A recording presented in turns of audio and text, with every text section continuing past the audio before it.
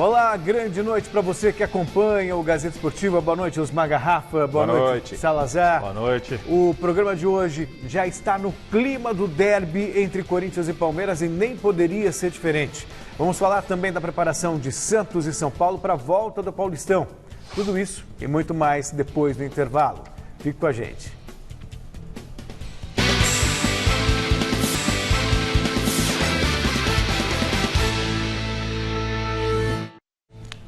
E nós estamos de volta com a enquete do dia. Queremos saber de você que nos acompanha, né? Também da nossa dupla de comentaristas, qual dos grandes times do estado volta melhor à retomada das competições?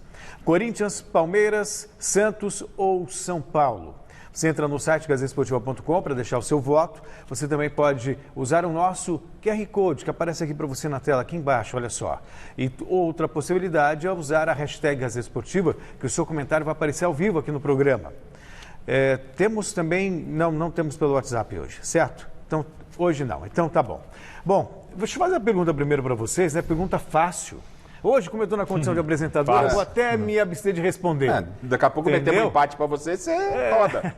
Santos, São Paulo, Corinthians ou Palmeiras, quem é que volta melhor para essa retomada do futebol? A gente tem dito, né, Celso, Salazar e você nos acompanhando aí, de que nesse momento a gente fica praticamente no início de temporada. A gente não sabe como essas equipes vão voltar. Então, qual que é o meu parâmetro para responder essa enquete? Meu parâmetro é em relação à perda de jogadores. Tá? Se você for observar, o Palmeiras perdeu o Dudu, peça importantíssima, né? Além de jogadores que têm problemas para o Clássico, para a estreia, para essa volta já para o Clássico de amanhã, como Gustavo Gomes, o próprio Rony com problema, Marcos Rocha, enfim, tem o Luxemburgo não treinou o time, pelo menos por 10 dias, no mínimo, se recuperando da Covid, isso é problema. O Corinthians traz o Jô como grande esperança, o Jô já não pode estrear, estamos falando de começo, não é? O Santos com problemas, perdeu jogadores também, problemas políticos. São Paulo perdeu o Antony. O São Paulo perdeu o Antony. E quem mais? Então eu fico com o São Paulo. Tá certo. Eu olhando assim, se você saiu o Antony também? Nossa, o Antony. Eu disse aqui, né? Os caras estavam, o Antony ia fazer falta. Gente, o Antony não chegou nem a marcar a história dentro do São Paulo. Para mim era um garoto promissor. Então, a saída do Antony, eu vejo o Diniz com mais possibilidade de reposição. Não significa, no meu entendimento, que o São Paulo vai sair voando, até porque ele terminou bem a temporada, mas respondendo à enquete e tendo com base saídas e chegadas, eu acredito que o São Paulo pode, entre aspas, estar no melhor momento. Não sei o que pensa o Salazar. Bom, boa noite, amigos da Gazeta Esportiva. Aqui, Garrafa, Celso, mais uma vez. Eu acho muito complicado esse tipo de resposta, é como você falou. Antes da bola rolar, a gente não tem noção porque é uma situação totalmente inédita. Nunca na história do futebol os times ficaram 4 meses sem jogar. Se a gente já não tem muita certeza do que dizer na pré-temporada, que é 1 mês ali, coisa rápida, você imagina 4 meses depois, como que a gente vai saber como que esses times vão voltar, preparação física de cada um. E eu vou acompanhar o Garrafa porque entendo que o São Paulo, pelo que vinha jogando, e pelo elenco que tem, pelas poucas perdas, acredito que leva um pouco de vantagem. E quero acrescentar aqui, o Garrafa citou o Jô, mas talvez o maior desfoque do Corinthians para esse clássico seja o Victor Cantillo, que é o colombiano, muito importante no meio de campo, porque o Jô nem estava jogando, o Cantillo estava jogando, é uma peça fundamental. Sim. Foi afastado por causa da quarentena, que foi diagnosticado com Covid. Entendo que ele, sim, é um desfalque de peso para o Corinthians. Eu diria que foi uma resposta sábia de vocês dois, concordo, e acho que o nosso telespectador também vai concordar. Você confessa que estava em dúvida durante a enquete? Não, estava não. Agora é fácil, agora ele só vai na hora. Agora. Não, sabe que não. Você está surfando? Não, pior que não. O São Paulo vivia o melhor momento de todos os grandes antes da pandemia. E perdeu menos jogadores. Então, exato. Né? Deve, pelo menos, essa é a tendência, não significa... Vamos ver a galera, né? Vamos ver a galera que vai responder. Vamos ver como os grandes clubes da capital chegam para essa retomada do Paulistão, começando pelo Palmeiras, que terá um desfalque importante na zaga. Não é isso mesmo, meu querido José Paz? Uma grande noite para você.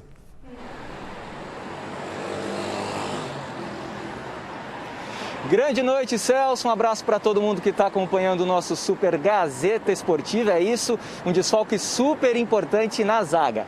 Ontem eu dizia aqui no Gazeta Esportiva que o Gustavo Gomes poderia ser um desfalque. De fato, agora a informação é oficial. O Palmeiras tinha até dia 20 de julho, até ontem, para registrar o novo contrato do Gustavo Gomes na Federação Paulista de Futebol, para ele ficar apto a defender o Palmeiras no derby contra o Corinthians e também contra o Água Santa no domingo que vem no Allianz Parque, os 2 últimos jogos do Palmeiras nesta fase de grupos do Campeonato Paulista. Isso não acabou acontecendo, o Palmeiras não chegou a um acordo com o Gustavo Gomes para a assinatura do novo vínculo de 4 anos, o Palmeiras propôs um salário X para o Gustavo Gomes, ele pediu 2x, não assinou o novo vínculo, com isso ele não foi registrado na Federação Paulista de Futebol e não vai poder defender o Palmeiras no derby e também na partida contra o Água Santa. Agora o Palmeiras tem até o dia 28 de julho para registrar o Gustavo Gomes, para que ele fique apto a jogar das quartas de final em diante, e isso, claro, se o Palmeiras avançar no Campeonato Paulista. Na minha segunda entrada, a gente vai falar de um outro desfalque super importante lá no ataque, um desfalque de última hora que pegou o técnico Vanderlei Luxemburgo de surpresa, então ele vai ter que mexer no ataque do time do Palmeiras para essa partida contra o Corinthians, partida super importante do Verdão nessa retomada do Campeonato Paulista. Na minha segunda entrada eu conto isso e muito mais. É com você, Celção. Tá bom, então a gente espera José Paes. Muito rapidamente, Gustavo Gomes ausente. Eu entendo que o Vitor Hugo é um substituto à altura. É bom jogador e tal, mas não muda grande coisa pro derby. Entendo que não passa batido essa. Não, acho que faz falta sim, um belíssimo jogador, o Vitor Hugo. Estava entrosado. Né? Vitor Hugo, obviamente, ele pode dar conta do recado, mas é ausência dentro do nível que a gente tem por aí, né? E o que me chama a atenção parece que secou lá o pote de ouro do Palmeiras, estão com dificuldade de renovar contrato. Na época do Alexandre Matos, os caras estavam contratando 3, 4 jogadores para cada posição. Agora a renovação de contrato está emperrando. Tudo bem, cada um sabe onde aperta o calo, né? Mudança de filosofia, pandemia e por aí vai. Se o Palmeiras tem dificuldades na zaga, o Corinthians ficou sem uma opção no ataque. O Jonas Campos está no Parque São Jorge e conta quem é o atacante que não está à disposição do técnico Thiago Nunes. Uma grande noite para você, meu querido Jonas Campos.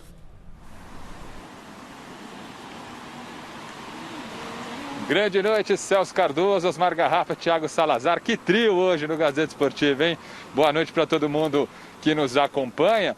Pois é, como vocês já comentaram por aí, Celso, Jô, principal contratação do Corinthians durante a pandemia, muita expectativa, né, nessa reestreia do Jô. Está fora do derby, as inscrições do Paulista podem ser executadas até hoje, 11h59 da noite, mas apenas para jogadores que já estão registrados na CBF e na Federação Paulista. Ontem era o limite para esses registros, o Corinthians teve só ontem, inclusive, para correr com toda a documentação para essa inscrição do Jô via CBF. Fez a parte dele, mas acabou sendo prejudicado pelo fuso horário e pela documentação vinda do Nagoya Grampus, que acabou não chegando ao Brasil. O Jô, portanto, fora do derby, além, é claro, de outros desfalques importantes. O Thiago Salazar já trouxe essa informação também. Vitor Cantilho, diagnosticado com a Covid-19, jogador fundamental na visão do técnico Thiago Nunes para a engrenagem desse Corinthians. Fora de combate, cumprindo quarentena, e o Pedro Henrique, né, o zagueiro que vinha sendo titular até aqui na temporada, vendido para o Atlético Paranaense. Também é mais uma ausência, agora em definitivo, claro, jogador agora que pertence ao Atlético Paranaense. O Jô para jogar no Corinthians agora no Campeonato Paulista, só nas quartas de final, caso o Timão consiga essa classificação improvável, muito difícil matematicamente. Uma novidade, o Danilo Avelar, que hoje concedeu entrevista coletiva, entrou nessa lista de inscritos. Daqui a pouco a gente vai repercutir essa entrevista coletiva do Danilo Avelar. E um último destaque nessa minha primeira participação aqui no Gazeta Esportiva, a gente coloca aqui na tela para vocês a camisa de número 2 do Corinthians, que foi lançada hoje, camisa reserva, listrada, preta e branca. A camisa 1 será estreada no derby, né, em homenagem aos 30 anos do título brasileiro de 1990. E a 2 foi lançada hoje. O que vocês acharam aí, Celso? Você, colecionador de camisa, o Garrafa sempre estiloso e o Thiago Salazar, né, nosso blogueiro aí das redes sociais. O que vocês acharam dessa camisa de número 2 do Corinthians, meus amigos? Obrigado, Jonas. Já respondendo a sua pergunta e passando a bola para você, camisa que volta às origens, né? Camisa tradicional do Corinthians. Eu acho que só aí o elogio já fica por aí. A Nike inventa muita moda, na minha opinião. Eu acho que isso acaba irritando o torcedor. Hoje as reações nas redes sociais eram todas assim: não inventaram, tá linda. A maioria dos torcedores era assim que se manifestavam: tá linda porque não inventaram. Porque o problema é quando tira as listras, faz a listra de zigue-zague, faz não sei o quê. Então, assim, eu acho que é por aí mesmo. Mas faz parte do negócio. Não dá para ser tão conservador. Eu sou conservador. Eu sou conservador também. Você inventa na terceira camisa. Eu penso assim, para qualquer clube. Inventa na terceira camisa. Pode até fazer uma terceira camisa. Inventar uma terceira camisa para isso. Para alguns jogos. Não, eu acho que não pode fugir das origens, não. Esse é o uniforme do Corinthians. Eu acho que está muito legal, está muito bonito. Parabéns aí ao Corinthians. As duas, e muito legal a homenagem ao Neto. Sim. Né? No número, se você observar, a gente tem ali uma logomarca, marca d'água, pode dizer um holograma ali. No número, o Neto de joelho na comemoração do gol, característica no título de 90. Uma homenagem justa ao craque Neto. Parabéns ao Neto e parabéns ao Corinthians e à Nike pela iniciativa. Verdade, né? Foi o grande nome daquela conquista de 90, foi o grande personagem e merece toda a reverência. Grande abraço para o Neto. Para quem não lembra, aquilo lá era como o corintiano como se fosse a Libertadores depois, mais tarde. Né? Era uma obsessão naquela época. O Jonas citou ali alguns nomes, mas tem também, né? O seu PH, o Richard também saiu. O Léo Santos tomou uma pancada no treino. O Richard nem chegou, né? Aí eu só está dizendo. Mas vamos deixar para falar mais um coisa lá na frente. Vai ter mais lá na frente, muita né? coisa. Vamos embora. Ainda tem muito derby no programa de hoje. Mas antes, vamos dar uma passadinha no CCT da Barra Funda com as informações do São Paulo. E quem está lá é o repórter Marcelo Bassege. Grande noite para você, Bassege.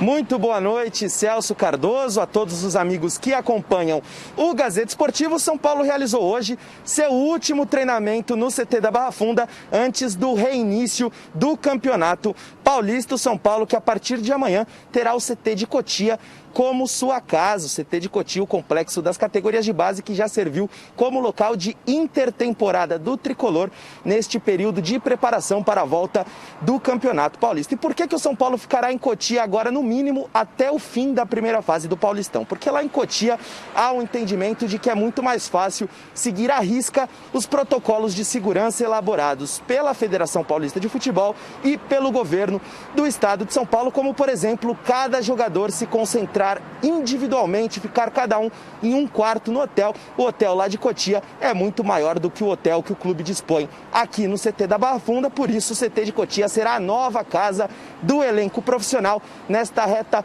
final de Campeonato Paulista, tá certo? São Paulo que terá pela frente na quinta-feira o Red Bull Bragantino às 8 horas da noite no estádio do Morumbi, depois retorna para Cotia, trabalha na sexta e no sábado por lá e no domingo viaja para Santos, porque será na Vila Belmiro o duelo com o Guarani, porque o Guarani ainda não pode mandar partidas lá em Campinas. Campinas ainda está na fase vermelha do plano de retomada estabelecido pelo governo de São Paulo. Tricolor que deverá entrar em campo com o Red Bull Bragantino com aquela escalação que todo mundo já conhece, com exceção do Antony. O Antony, que agora já não é mais jogador do São Paulo, agora pertence ao Ajax da Holanda.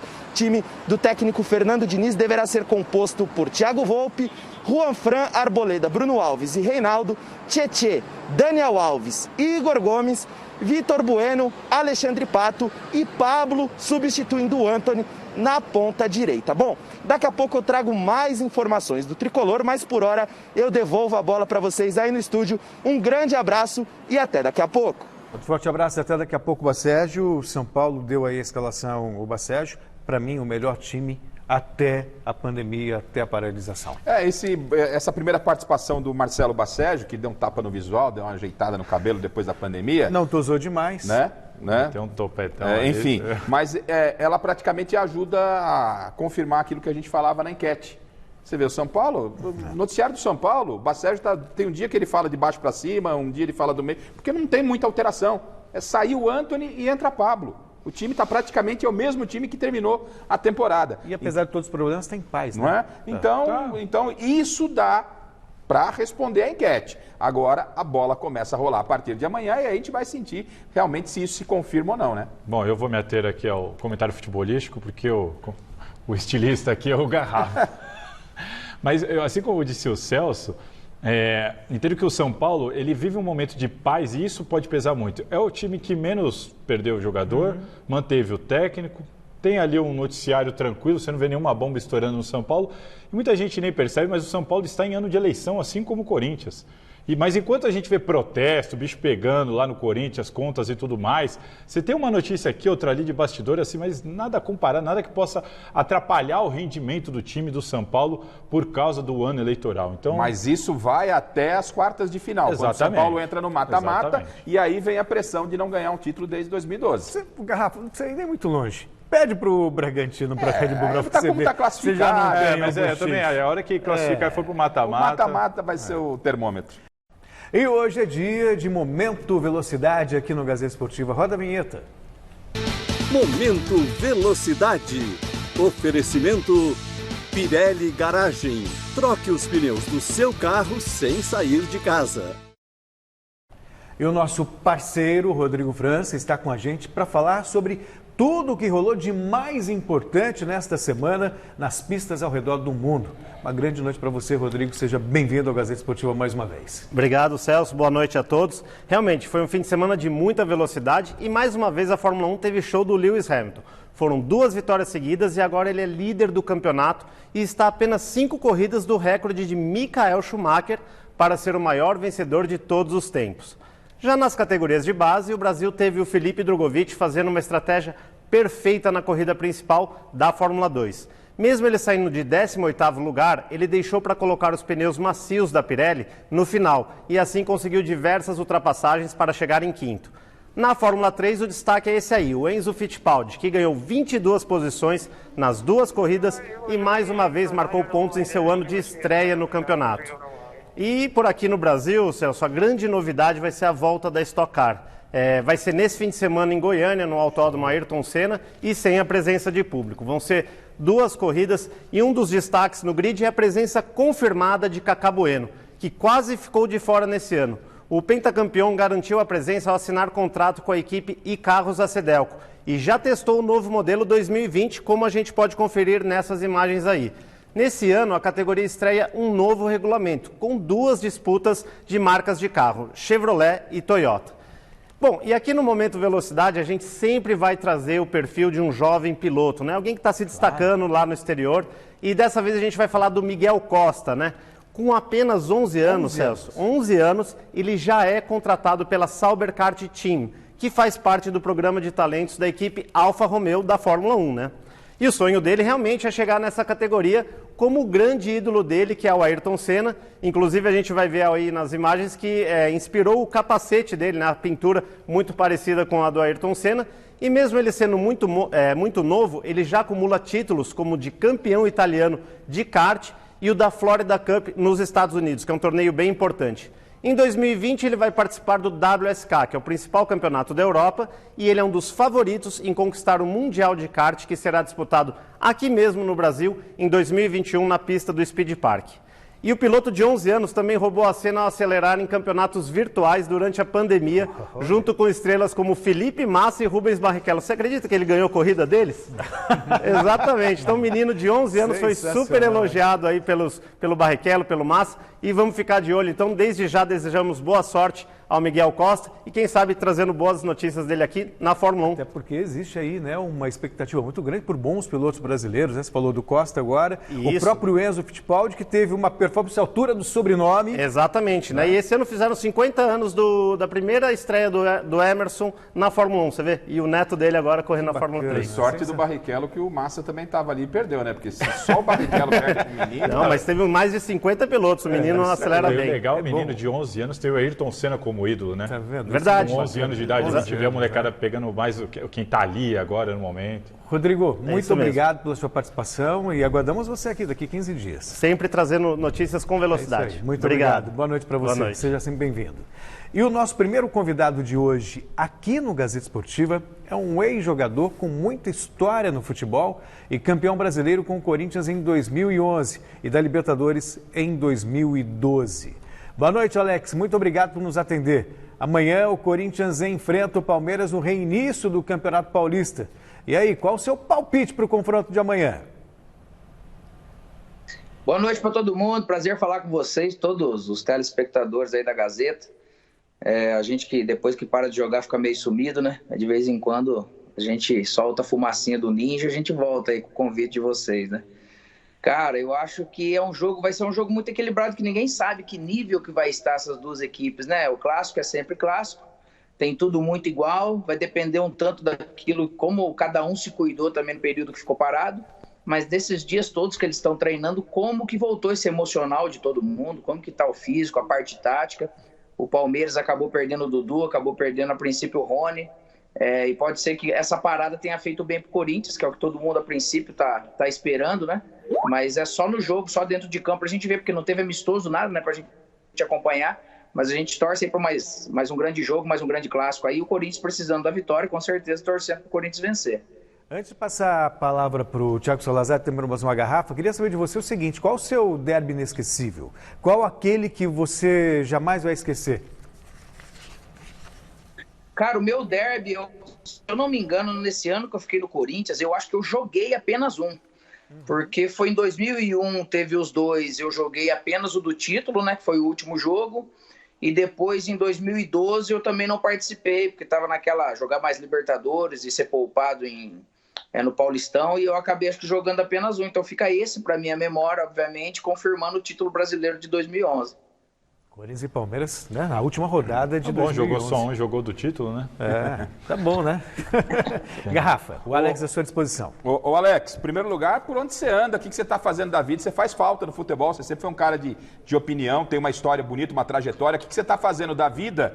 E conhecendo bem os bastidores do Corinthians, claro que a gente tem que esperar a bola jogar, mas quando parou o campeonato, a pressão em cima do Thiago Nunes era muito forte. Recém-chegado, mudando filosofia de jogo, Corinthians não se encontrando, ameaçado de rebaixamento e pode pagar o mico de ficar fora da fase classificatória. Uma derrota, acrescentando tudo isso, uma derrota para o arquirrival Palmeiras, que peso pode ter para a sequência de trabalho do Thiago e como é que está a sua vida aí, Alex?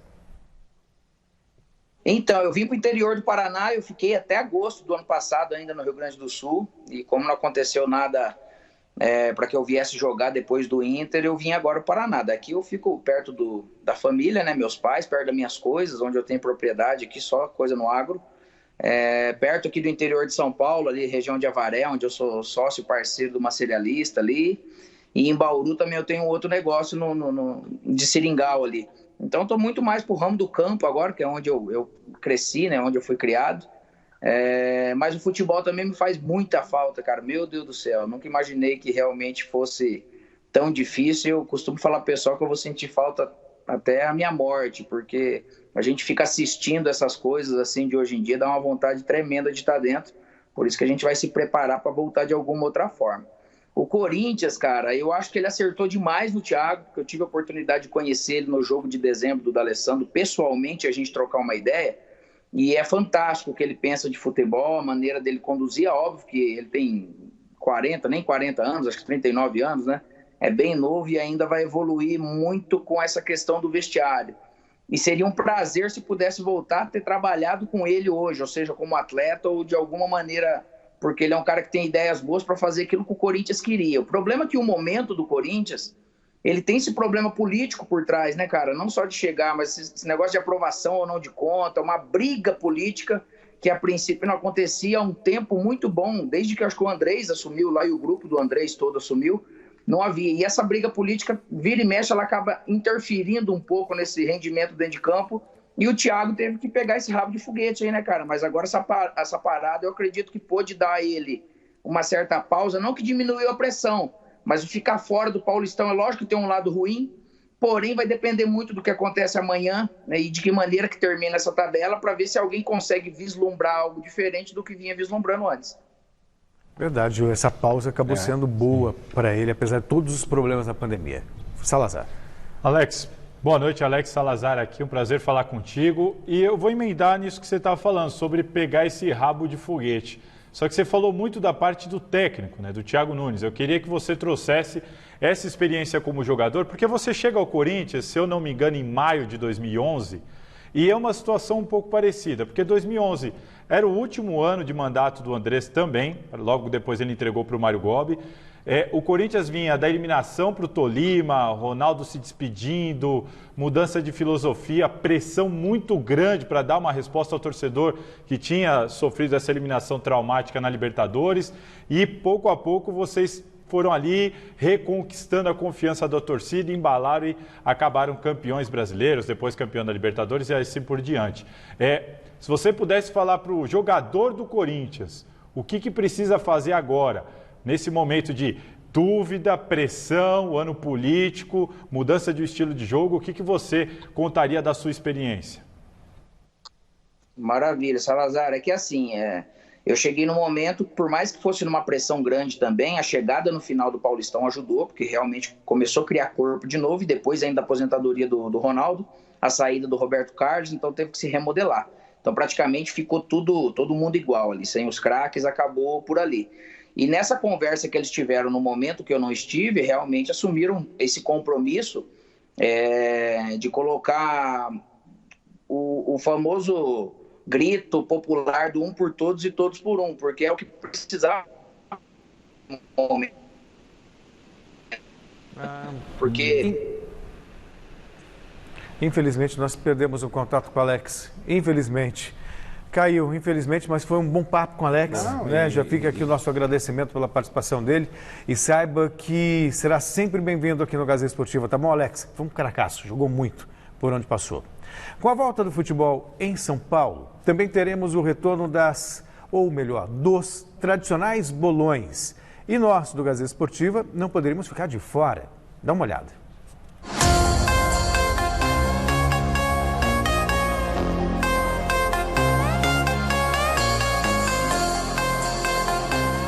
Depois de 4 meses sem futebol em São Paulo, quarta-feira tem Corinthians e Palmeiras na Arena do Corinthians, um jogaço. E aqui no prédio da TV Gazeta, será que a galera ainda sabe participar de um bolão ou se esqueceram? Vamos ver.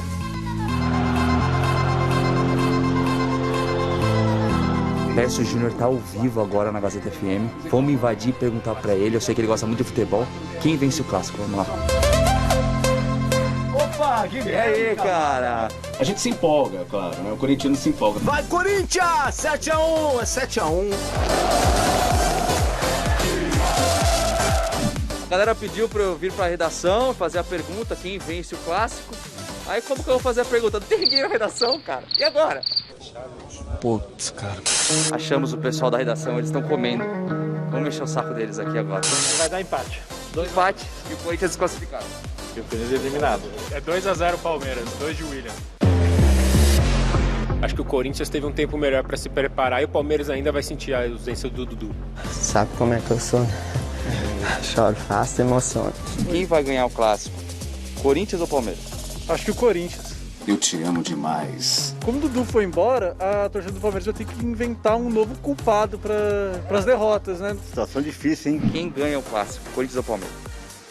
Eu acho que é aquela resposta clássica, né? Vai, Corinthians! 7-1, é 7-1. Quem tá pior vai ganhar. Então é Corinthians. Não tem desculpinha. É sangue no olho, tapa na orelha. Não sei não, mas eu acho que Palmeiras ganha na Itaquera 2-1. Quem vence o clássico? Corinthians ou Palmeiras? Corinthians. Quanto e por quê? 3-0, jogo fácil e sobrando. É isso, cara. Não tem muita coisa além disso. Eu ainda acho que o Palmeiras é favorito, mesmo com a saída do Dudu. O Palmeiras tem mais recurso e tem tudo para vencer o derby.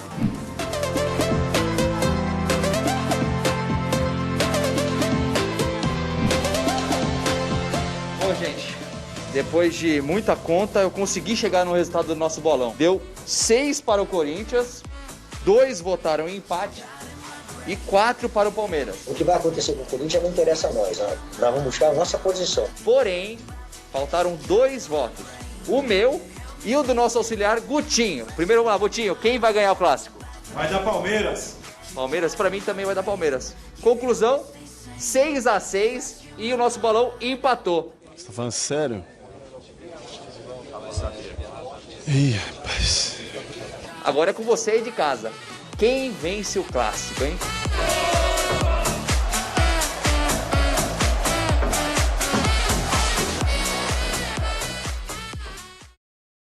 Nada, já vou fazer essa coisa de desempatar agora. Vou poupar você, Garrafa, que você vai estar no programa amanhã. Mas já Thiago Salazar não vai estar. Não, guarda o seu palpite para amanhã. É verdade. Com medo, né? Só tá agora, com medo. Não, eu dei o palpite ontem, mas vou ratificar amanhã. Não vamos nos dispersar. O senhor acha que é da Corinthians ou da Palmeiras? Eu odeio dar palpite. Todo mundo Azar, que me conhece sabe que eu odeio, porque eu acho que a gente só tem a chance aqui de ficar marcado. Vai, Vai dar empate. Mas muretou? Aí não adianta. O nosso segundo convidado do dia brilhou e muito com a camisa do Palmeiras. Como diria saudoso Roberto Avalone, o filho do vento. Boa noite, Euler. Muito obrigado por nos atender. E vou repetir a pergunta que fiz no começo da entrevista com o Alex, agora para você. Quem é que vence o clássico amanhã, rapaz? Seja bem-vindo ao Gazeta Esportiva. Boa noite, galera. Boa noite a todos. E muito obrigado aí pela participação, saudade de vocês e sem dúvida nenhuma Palmeiras. Ô filho do vento, estava com saudade de ouvir essa denominação a seu respeito, filho do vento. O que você tem feito da vida, Euler? Conta pra gente. Bacana. Cara, eu hoje estou morando na Espanha, eu sou técnico do Safor Clube de Futebol, um clube da cidade de Gandia, bem próximo ali a Valência. Nós agora estamos disputando, vamos começar a temporada disputando a primeira regional valenciana e nesse tempo fazendo os cursos da UEFA de treinador. Já fiz o primeiro nível, que é o B, o segundo nível, que é o A, e na próxima temporada, se Deus quiser, farei e terminarei o nível 3, que é o UEFA Pro. Meu objetivo maior é a qualificação, que é a UEFA Pro, e depois vamos voar. É isso aí, precisamos de técnicos brasileiros e competentes atuando na Europa. Tem tantos jogador brasileiro na Europa, faltam treinadores. Garrafa, Salazar, o Euler, filho do vento à nossa disposição.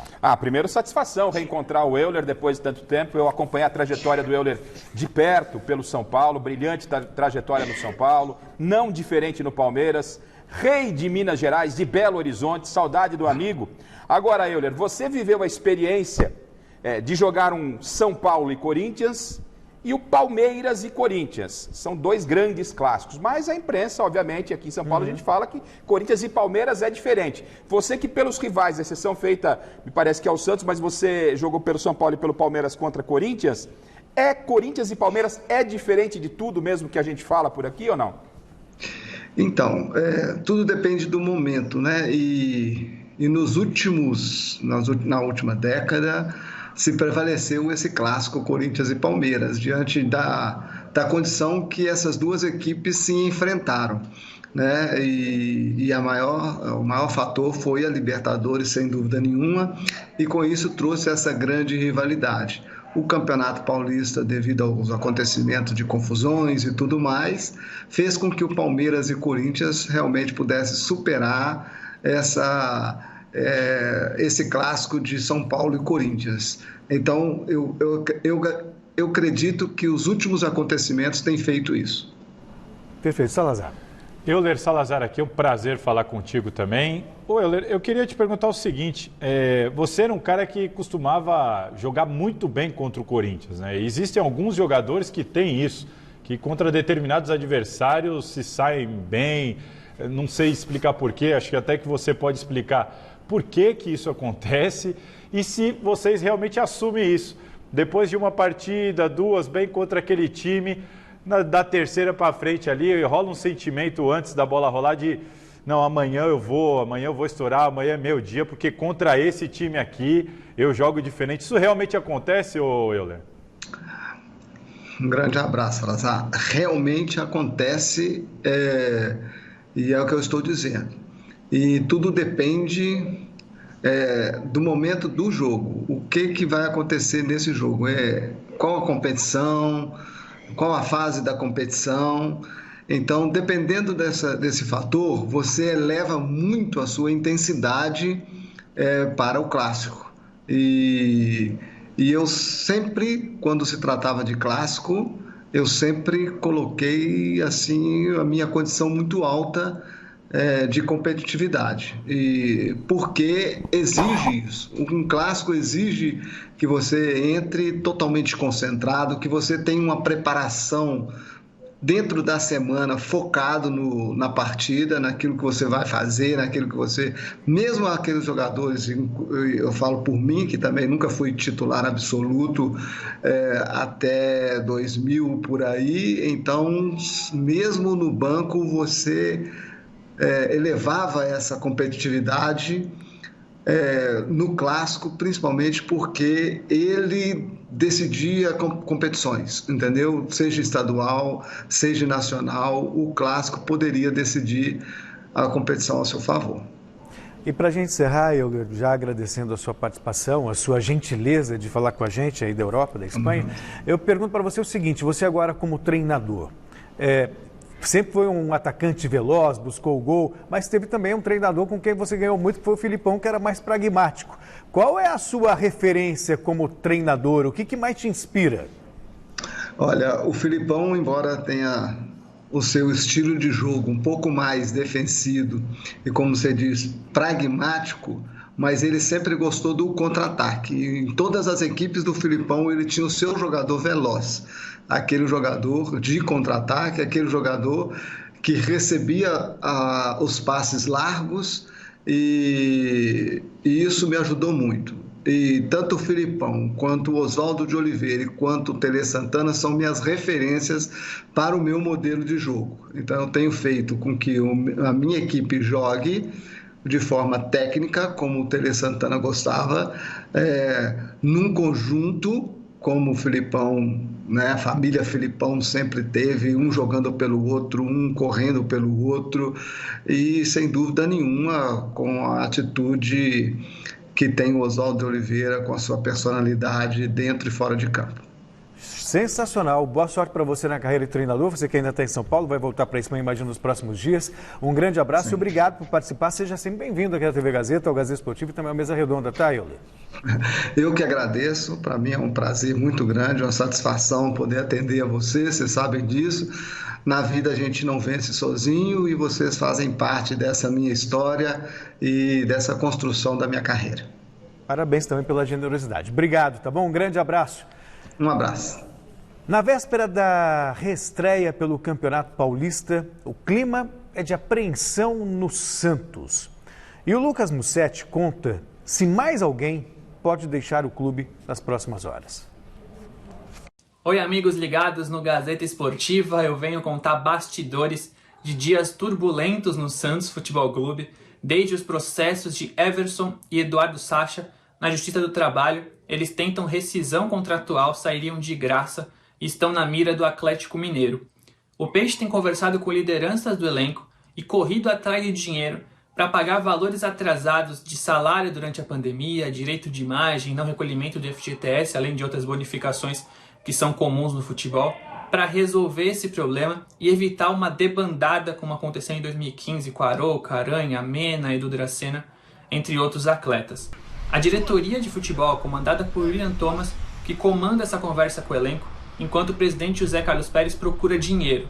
Nessa última segunda-feira, as coisas esquentaram quando membros de torcidas organizadas do Santos foram até o escritório do Peixe em São Paulo e protestaram firme contra Pérez.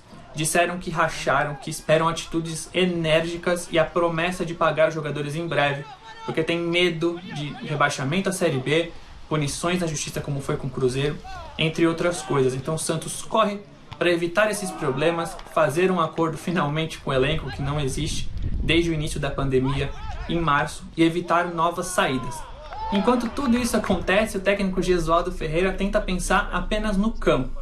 Sem o Everson e sem Eduardo Sacha, o português tem testado Vladimir no gol, que essa não é uma grande novidade, já era reposição imediata, e no ataque Caio Jorge, o menino Caio Jorge, deve ser titular contra o Santo André, quarta-feira na Vila Belmiro, pela 11ª rodada do Campeonato Paulista. O Santos, no meio de todo esse caos, precisa de uma vitória simples para garantir as quartas de final do Campeonato Paulista e talvez respirar um pouco. Essas foram as informações do dia. Lucas Mussetti, para o Gazeta Esportiva. Falamos do peixe, falando em peixe me lembra feira. Dá um fim de feira o Santos. É triste ver como está. E aí, assim, algumas coisas são básicas no futebol, né, Garrafa? Você vai chamar os caras para conversar, para negociar agora? Agora o jogador já perdeu a sua paciência. Primeiro que está todo mundo cortando o salário dos jogadores, os jogadores estão entendendo, mas estão naqueles 25%, 35%. O Santos, sem mais nem menos, não avisou o elenco, foi lá e flau, 70%, sem avisar. O que custava chamar os caras antes? Os líderes. Os líderes. Você explica a situação, conta com a compreensão, mas você corta 70%. Você não convoca os caras, não chama os caras. Nisso também tem essas questões do envolvimento do Pérez com o Renato Duprá, que é um empresário que lá dentro ele é persona não grata por tudo que aconteceu. Levou a Doen para o Santos, para quem não lembra, participou daquela gestão horrorosa do Odílio Rodrigues. Então o Pérez, assim, envolvido em diversas polêmicas e com uma gestão que não se ajuda. Você vê a torcida organizada hoje se colocou contra a gestão a partir desse momento e quando você analisa os áudios que vazaram sobre os protestos, você escuta sempre isso. Por que não falaram com os caras antes? É claro, até porque é ilegal. O problema do Santos não bastasse dentro de campo, ele extrapola as 4 linhas. E isso vai pesar muito nessa retomada, né? O Campeonato Paulista é um campeonato diferente, por tudo que está acontecendo pelo momento, mas já se avizinha aí o Campeonato Brasileiro e o Santos vai ter seríssimos problemas. Está com um pipinaço o português Gesualdo, o português que ficou aqui no Brasil. Se ele tiver paciência também para continuar, né? Vamos fazer contato diretamente com o CCT da Barra Funda e as notícias do São Paulo. Volta a falar com a gente, Marcelo Bassege.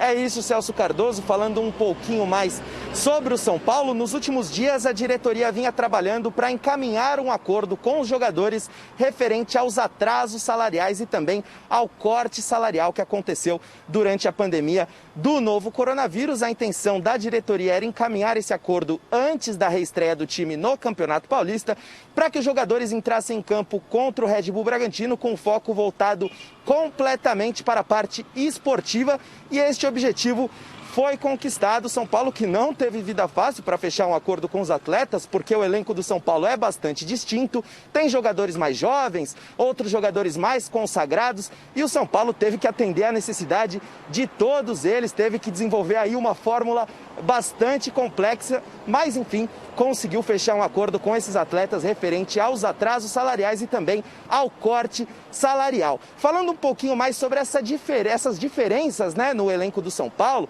alguns jovens atletas, outros mais tarimbados, estrelas do futebol, o Juanfran comentou sobre essa mescla entre juventude e experiência e acredita que essa mistura pode fazer com que o São Paulo tenha sucesso nesta temporada, possa enfim quebrar o longo e incômodo jejum de títulos, porque também, além dessa mescla, conta com o técnico Fernando Diniz no banco de reservas, que, segundo o espanhol, vem fazendo um grande trabalho à frente do São Paulo. Vamos conferir o que o Juanfran comentou sobre o elenco do São Paulo. Você tem que ter jogadores da base, fortes, que la identidade do clube, pero você depois tem que ter uma mistura de jogadores mais experientes, jogadores que levantaram taças, jogadores que têm fome mais ainda para levantar taças, é uma mistura de tudo. E este time agora tem, e eu percibo isso, mas se juntou com um treinador que entrou muito bem no vestiário, que é muito respeitado por os jogadores, e essa mistura que se está fazendo com Fernando, todos juntos, tem que trazer coisas boas. Tá aí o Juanfran, que deve ser o titular na lateral direita do São Paulo na próxima quinta-feira contra o Red Bull Bragantino no estádio do Morumbi, mas que não terá o Antony como parceiro ali no lado direito do campo. Antony já não pertence mais ao São Paulo, agora é jogador do Ajax, então o Juanfran deverá ter como novo parceiro o Pablo, formando ali o trio de ataque com Vitor Bueno e Alexandre Pato. Pablo como novo ponta-direita do São Paulo. Bom, essas eram as informações do Tricolor. Agora sim, eu passo a bola em definitivo para vocês aí no estúdio. Um grande abraço a todos. Um abraço para você, boa noite, Marcelo Bassege. Vamos para o derby? Quer falar alguma coisa do São Paulo? Vamos só dois detalhes. Primeiro, que essa mescla eu acho importante. Sim. Não tem muita alternativa, não. Pouca grana. O outro detalhe é aquilo que o Marcelo falou. Chamou os caras para conversar e resolveram. Era o que o José Carlos Pérez deveria ter feito no Santos. E obrigado aí pelo elogio. Não posso parecer com 50, mas estou com 53, Celso. Esses caras são... Coisas de bastidores. Voltamos com o derby e o Jonas Campos fala agora do provável time do Corinthians para o clássico de amanhã contra o Palmeiras. É com você, Jonas.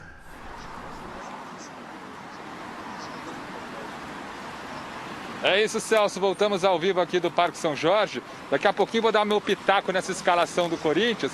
Mas uma das novidades pode ser o Danilo Avelar no miolo de zaga, né? Ex-lateral esquerdo, agora zagueiro, podendo estrear na posição oficialmente, agora sob o comando do Thiago Nunes, já que o Pedro Henrique foi vendido para o Atlético Paranaense. Mas hoje teve coletiva virtual do Danilo Avelar. Ele falou, claro, sobre o derby, sobre essa retomada do futebol, mas falou também sobre essa situação financeira pela qual diversos clubes vêm passando, né? O Santos, inclusive, chegando numa situação bastante extrema, Everson, Sacha, entrando na justiça em busca da rescisão contratual, e o Corinthians chegou a ter 3 meses de salários atrasados ao elenco, que dava até para os atletas embasamento jurídico para buscar essa rescisão.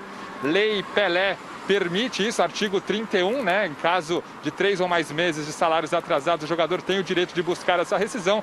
Mas por aqui prevaleceu o diálogo entre jogadores e diretoria, e o Danilo Avelar falou sobre isso, sobre essa boa relação, essa lealdade dos jogadores com a diretoria corintiana, e disse que, em hipótese alguma, numa situação como essa, entraria na justiça contra o Corinthians. A gente ouve agora o ex-lateral e agora zagueiro corintiano Danilo Avelar. Acho que quem é o louco que seria para fazer isso com um clube de tamanho que é o Corinthians? Acho que se todo atleta analisasse a trajetória que cada um teve para poder estar num clube como esse, jamais, em hipótese alguma, teria capacidade de fazer isso com o clube. É óbvio que a gente entende a situação, quem é empresário sabe, eu sou empresário sabe, eu tenho empregados, tenho contas a pagar, então a gente sabe o quão difícil é você ter uma gestão em meio de uma pandemia no qual não tem recursos que entram. E a gente entendeu. Graças a Deus a gente tem uma situação financeira muito boa que o futebol nos proporciona, diferentemente de muitas pessoas que vimos aí perdendo emprego, empresas fechando. Então a gente tem que agradecer por ainda ter um trabalho, agradecer por estar representando uma massa gigantesca, e seria, acho que triste se algum atleta fizesse isso. Olha, eu até achava que o Bruno Mendes poderia ser uma novidade no miolo de zaga, mas quando o cara dá entrevista coletiva na véspera do jogo, ele costuma ser titular. Então estou achando que o Danilo Avelar vai pintar na equipe titular do Corinthians. Meu pitaco de escalação corintiana para o derby: Cássio, Fagner, Gil, Danilo Avelar e o Sid Clay, que voltou em boa forma, voltou fininho aí para essa retomada do futebol paulista. Meio campo com Gabriel na vaga do Vitor Cantilho, Camacho, Ramiro pela direita, Luan centralizado e o Everaldo pela esquerda, e o Mauro Bocelli na referência do ataque corintiano. Esse é meu palpite de escalação, Celso. Muito bem, Jonas. Eu acho bem provável mesmo. O Danilo já é um desejo do Thiago como zagueiro, né? Antes mesmo da pré-temporada. E o que o Danilo falou é uma coisa muito importante. Não é a respeito à instituição só, é a respeito à gestão. E ao momento. Eu acho que é isso que os jogadores do Corinthians têm batido. Não é a primeira entrevista nesse tom de um jogador do Corinthians em meio a essa pandemia. A última, o Ramiro também falou assim: nossa prioridade agora são os funcionários do clube. Estes não podem perder emprego. Então, entendo que eles estão captando o momento. E mais, desculpa, e fica claro que houve diálogo. Houve conversa. Desde o começo. Respeito mesmo, né? Desde não teve enrolação. O que não pode é vir de cima para baixo, fora da lei. Não, você vai lá, conversa. Os jogadores do Corinthians chegaram ao ponto de passar isso para a direção. Isso foi confirmado pelas duas partes, de que houve o corte de 25%, que é o que permite a lei, mas que se precisasse podiam cortar mais. Se fosse para manter funcionários empregados, podiam cortar mais. Entendendo que nós temos uma perspectiva de receber esse dinheiro e não adianta, você olha para o lado, é o que o Ramiro disse, está todo mundo com atraso salarial, com o salário atrasado. Todos os outros clubes estão. Então, é diferente, por exemplo, do caso do Everson, que aí o amigo aqui do nosso garrafa aqui, o Jorge São Paulo, ele ligou lá e falou: olha, pede para sair aí que eu te trago para cá. Então, tem isso também rolando. Mas não é só isso. Né? Mas isso... Assim, tem um interesse, mas também a falta de respeito de uma gestão que corta 70% do salário sem comunicar, sem acordo. E algo que já vinha de atraso desde a época fora a pandemia, né? E tem uma coisa, o Danilo Avelar deve jogar sim, não o Bruno Mendes, porque antes da parada por causa da pandemia, o Thiago Nunes começou a escalar o Gil do lado direito da zaga. E o Gil sempre jogou a carreira inteira do lado esquerdo. E quando questionado, ele explicou que ali ele já estava começando a treinar o Gil com a perna direita por aquele lado, para quando o Danilo Avelar voltasse. Isso me preocupa, ali. Salazar. Primeiro, você vai mexer já no Gil, você mexe no Gil. Já mexeu isso lá atrás. Não, você já vem mexendo no Gil. Você já está adaptando o Gil da quarta para a zaga central e você coloca um lateral para a quarta zaga. Eu iria de Bruno Mendes. É aquela história do Saci. Né? Mas o senhor é técnico, como o senhor disse uma vez aqui o na diabo Gazeta, de tanto enfeitar o Saci arrancou a perna, filho. Então, vai no arrozinho com feijão bem temperadinho, que não dá problema. Do Parque São Jorge para a Academia de Futebol. O José Paes chega com mais informações do Palmeiras e a possível escalação do time para esse derby. Sabia essa história do Saci, Zé? Bom, fala do Palmeiras que é melhor, vai.